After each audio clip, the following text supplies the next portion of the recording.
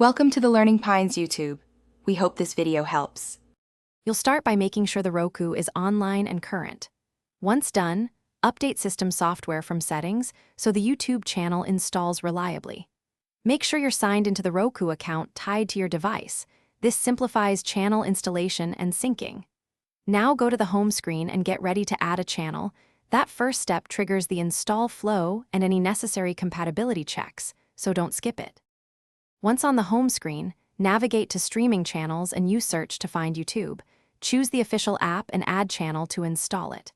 After installation, open the app and select Sign In. The app will display a code.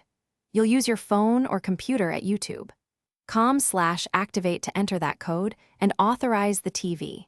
This links your subscriptions and recommendations, so your personalized feed appears on the Roku. Finally, test playback with a short video to confirm audio and picture settings are correct. Adjust resolution preferences if needed.